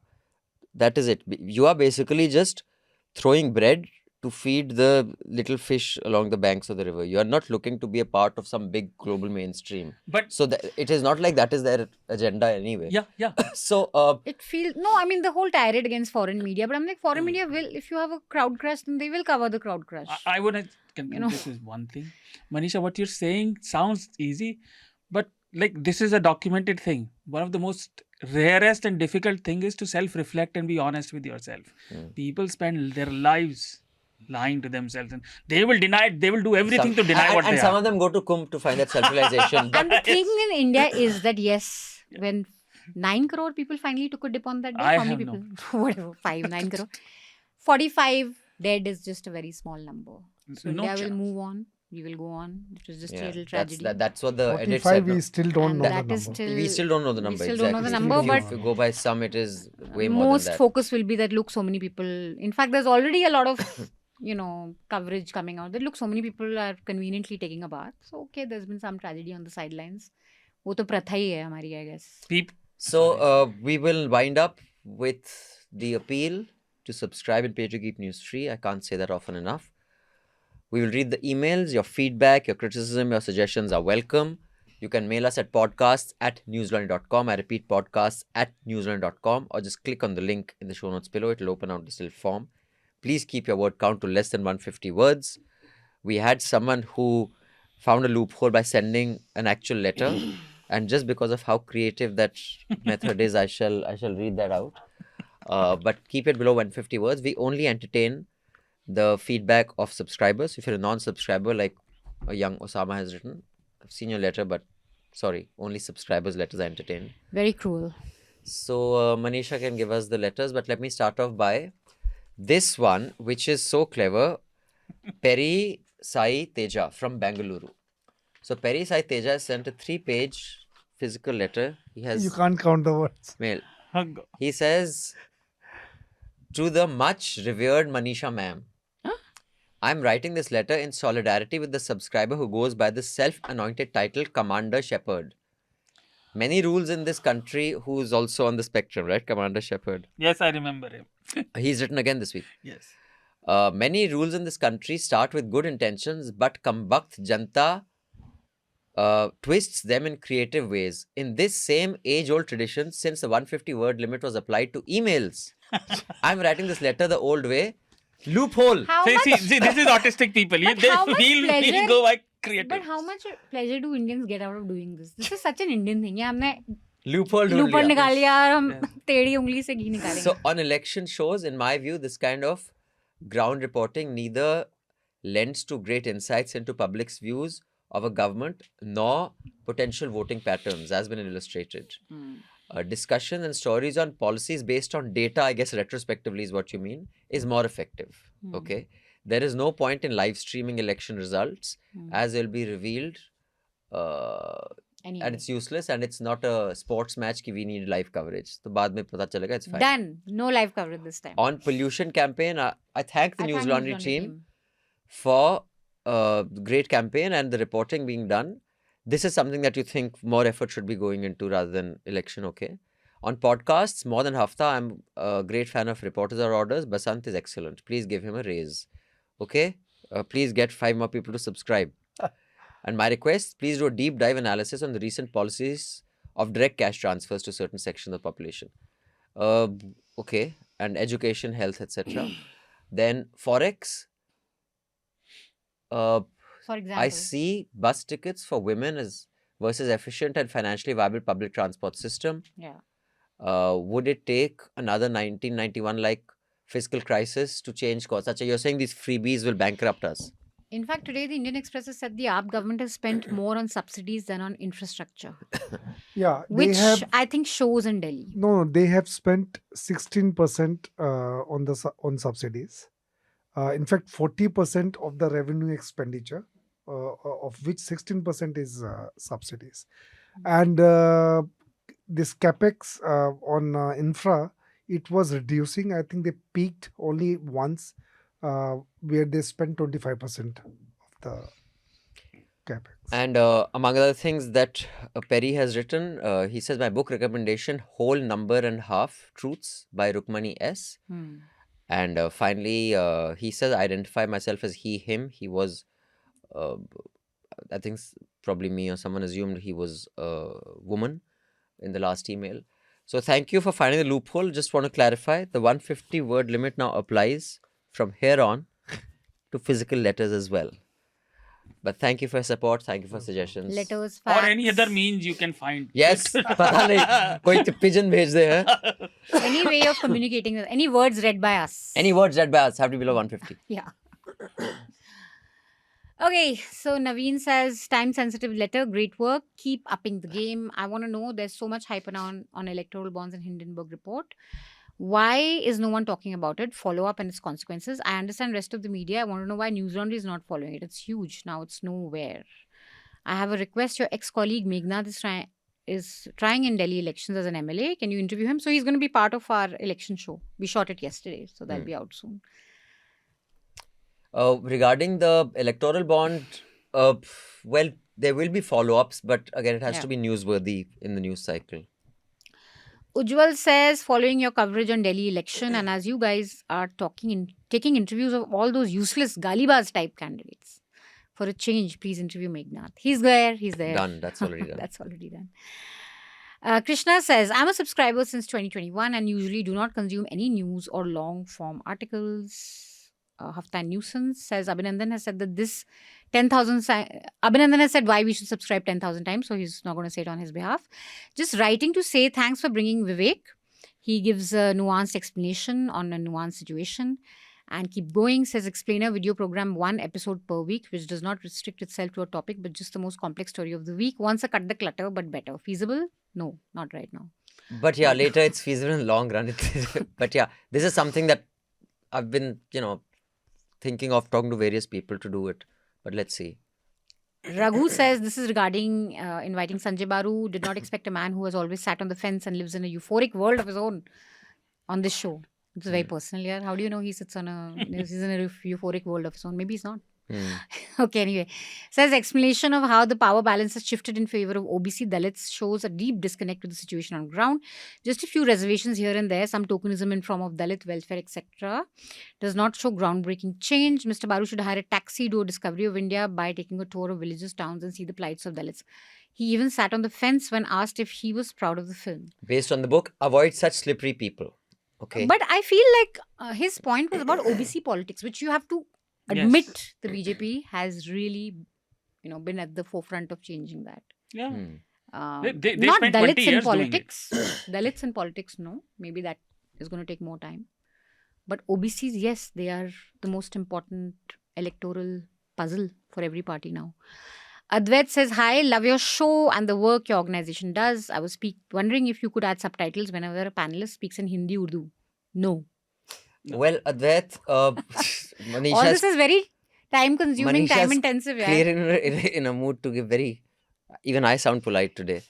It will just delay the Hafta even more. One of the reasons we've started recording it on Friday to release on Saturday was because when we used to record on Thursday, the production process was a little more complex. It would get dated.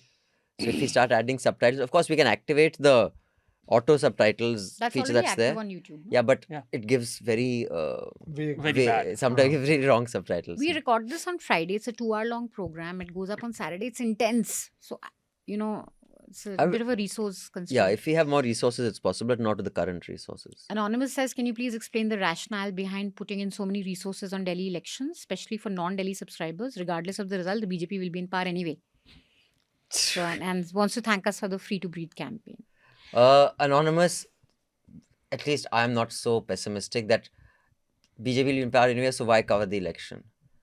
But so many resources because we are also in Delhi. I mean, it's a city. It's like basically what put Dhanya's team and News Minute at par, if not better than legacy media years ago, was the Chennai flood. When it happened, their team covered it better. Was it the Chennai flood or Bangalore didn't get a flood? It was Chennai that got a flood. I mean, talking about like 6-8 years ago. Chennai. They Chennai flight. completely owned that story. In fact, legacy media is also calling them for information. So if your headquarters in a city, or you have enough resources, at least that city's, best reportage should come from you. That is why we put so many resources behind it.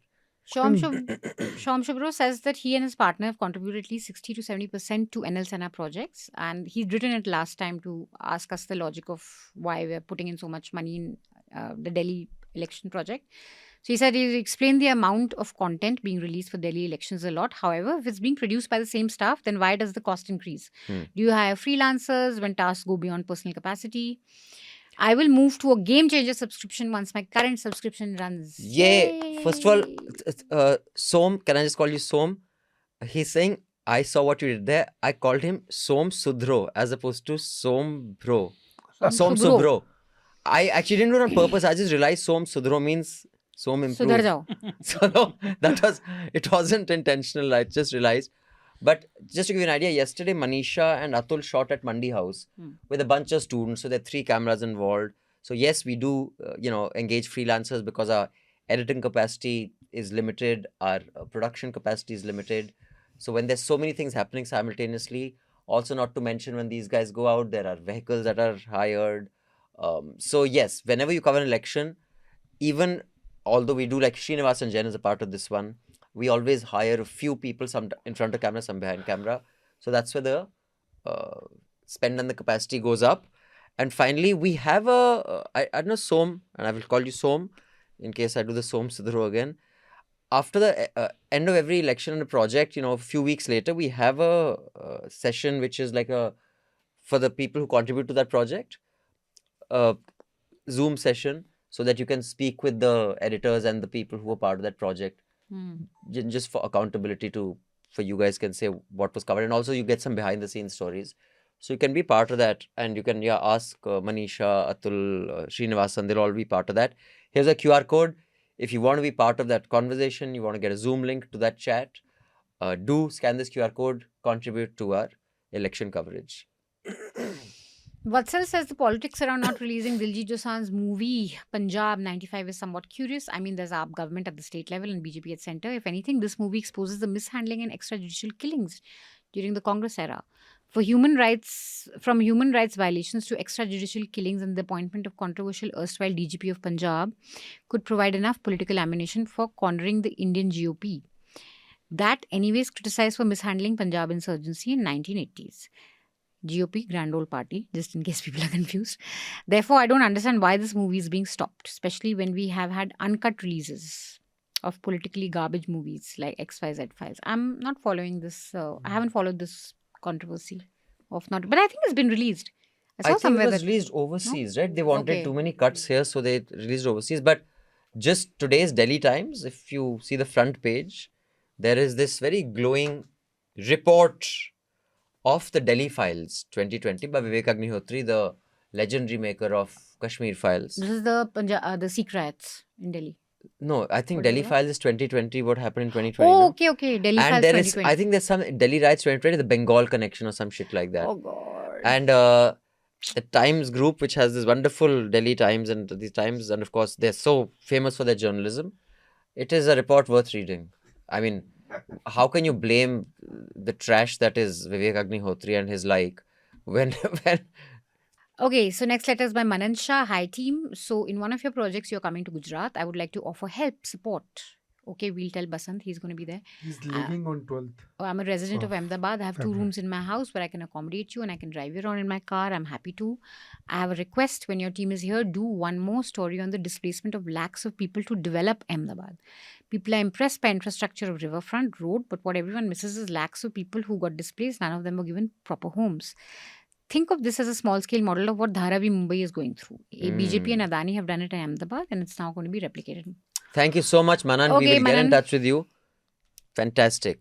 This is what is wonderful about Newslaundry subscribers. We have an Excel sheet of what we call Friends of NL. One of you subscribers also gave your vehicle to Manisha and Meghnad when they were in Kolkata. West Bengal, we drove it all around. The whole state from north.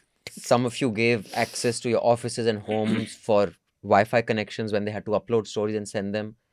This is how we get a community together, to have a community funded news operation. S. Srinath says latest election results in the US have reiterated the importance of an informed voting public. It's unfortunate that so much of the public gets their news from social media platforms. What's even worse is that reputed news outlets peddle drama, entertainment, conflict, and biased stories in the name of news coverage. That makes platforms like yours even more critical to the survival of healthy democracies. In that context, I came across a news item on NewsGuard in my local paper, The Washington Post. It provides reliability ratings for various news sources and predictably has become a target of right-wing partisans who benefit the most from misinformation campaigns. I'm wondering whether you folks are familiar with NewsGuard and if you've considered providing a similar service offering. Sounds like something that you could be right up your alley. I don't know of NewsGuard. I'll check it out. Comrade Shepherd again says, "What's up, my G's and dogs?" Oh God. Dogs. Dogs. Is this Gen Z enough? I'm not a boomer. I'm just an autistic who learned human interactions through boomer books. Gen Zs are in their early to mid 20s. My G's. God, it's very difficult to read what you're writing. Do you think a person who grew up reading Camus, Dune, World War history, and MAGA and comic books, etc., with heavy dosage of internet in teenage years would turn out normal? Manga. If I would have written this email in my school days, y'all would have given me the Anglo-Saxon throne. What is manga? Manga, Japanese comics. Japanese anime comics. Anime comics. I see. Okay. Camus तो मैंने भी पढ़ा है, बाकी कुछ नहीं पढ़ा है ना. Dune, World War history भी पढ़ी है. Manga, comics भी पढ़ी है. ठीक है. Okay, Manan Shah. I just saw the interview of Atishi and kudos. It's the perfect interview and a very refreshing change from all the mainstream media BS we see on nuisance. Also, one question. How do you decide what things go behind the paywall, what stay out? I feel we should always have Hafta every single episode for free, not behind paywall. It would help get subscribers, and with your organization's vision, you should consider your social responsibility to keep Hafta open for all citizens. I know this capitalist economy doesn't allow such decisions easily, but I think the quality of your work is so great that such a move might make even financial sense for you. If all of you watching free Hafta become game changers, and we can ensure that if 100k people are watching, 20% subscribe, then yes, it would make financial sense. But every week they have to do it. Yeah, they have to. But it does. I mean, I'll just tell you, whenever we pull Hafta behind the paywall, the amount of subscribers who get pulled in, if we keep it free, people don't. I mean, Abhi ye wala free hoga? I don't know. We'll see. We'll take a call. This one is free. Okay, this one is free. Bahut free but, ho gaya. But yeah, there's a lot of free. But here's a QR code. You can contribute 99 rupees also, because many of you, say that, okay, 500 is too much. Let's see how many of you contribute 99 rupees. The QR code will stay on for a while. And, whoever's watching right now, just scan it and pay 99 rupees. Yeah. Then who knows, maybe we'd see then we can some keep reason it free. in keeping it free for long.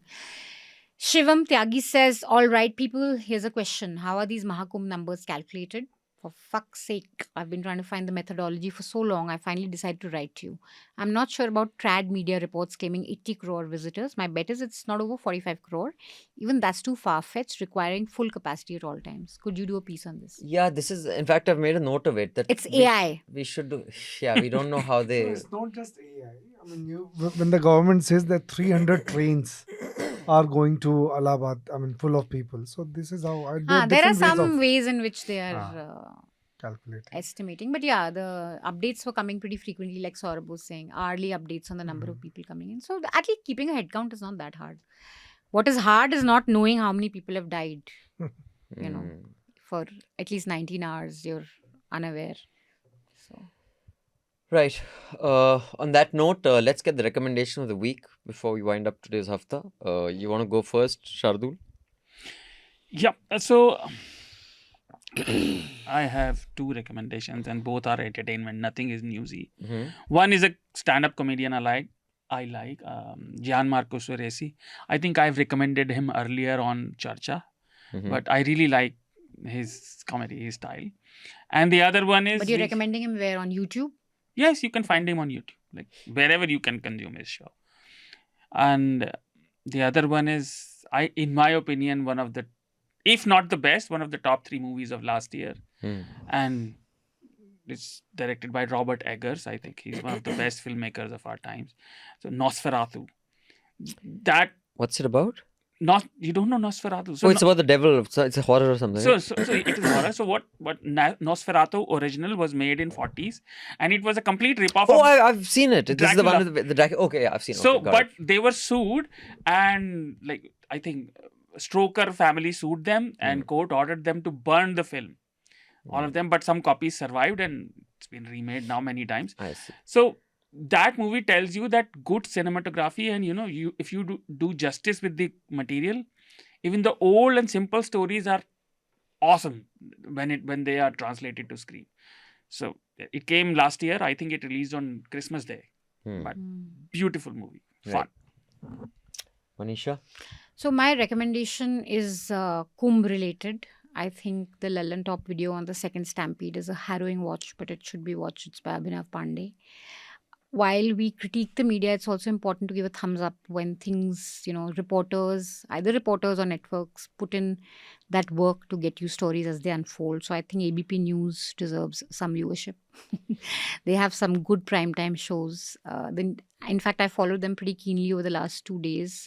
Their primetime, there's an anchor who's done a pretty good job of reporting on the Kumbh. So her shows, and Reuters and Dainik Bhaskar. So I think if you're looking for Kumbh reportage, tune into these channels and networks and individual reporters who've done a good job. Right. Raman, sir? We have budget tomorrow. So there is a data point in Hindu, very small column, the old and the new schemes to look out for on budget day.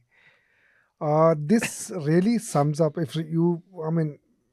no need to read, long articles. They have given 4 tables and all the schemes that have come over the 10-15 years and the money allocated. For example, your smart city. Now it is running dry now. Whatever money they were supposed to allocate, they have not allocated to. So you will know the health of all these schemes, that the government has introduced. So beautiful data point. Then I have one more. This was in Indian Express, a much needed door. This is by Kanti Bajpai. Very interesting take. He is saying that how India and China, Last week, which will can together, they can not challenge. I mean, they can really counter US dominance, in the world in terms of economics. So I think it's a very China interesting doesn't take. need us to counter Huh? US.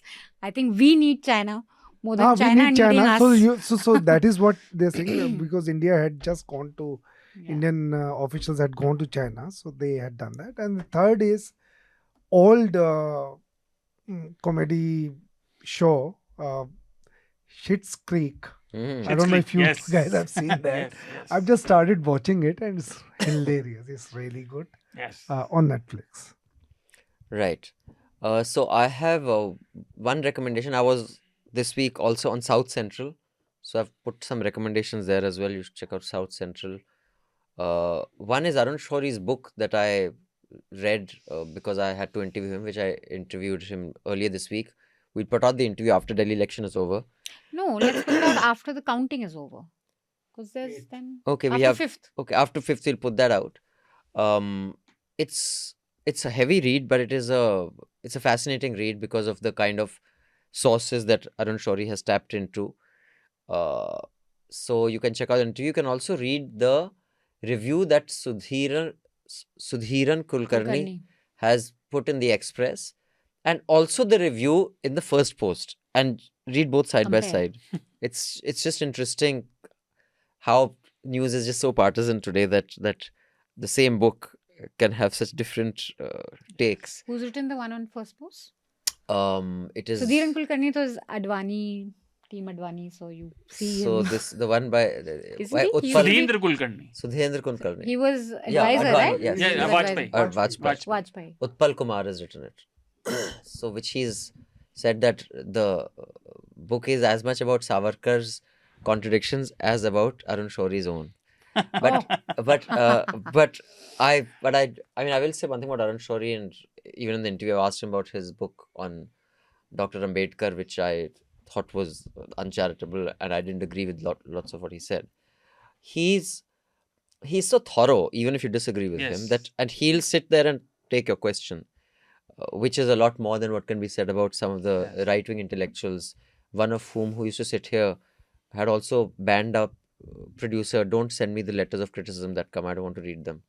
And that's the level of fear of critique that there exists. And my second recommendation, which I think is very relevant in the times we're in, is the Global Story has done I think it's a 25-minute podcast on DeepSeek. AI revolution or just hype. It kind of breaks it down for you what it means. So these are my two recommendations. I leave you with yet another appeal to subscribe and pay to keep news free, because if there's one thing this week taught us is that many news networks have no compunctions about taking ads for an event, earning money from it, and then refusing to report on that event in public interest. It is so transparent, so disgusting. I have no words. But there is always hope. As long as there is life, there is hope. And that's what I urge you to cling on to, and that is what this song will also communicate. Have a great weekend. Thank you, Shardul. Thank you, Raman. Thank you, Manisha. Thank you. Thank you, our wonderful sound recordist Anil, and our producer Priyali. And Teesta is also here producing, I'm guessing. Thank you all. Journalism at Newslaundry is powered by the public, because when the public pays, the public is served. Visit newslaundry.com/subscription and pick a payment plan of your choice. Pay to keep news free and independent. Your future, and indeed the future of democracy, depends on it.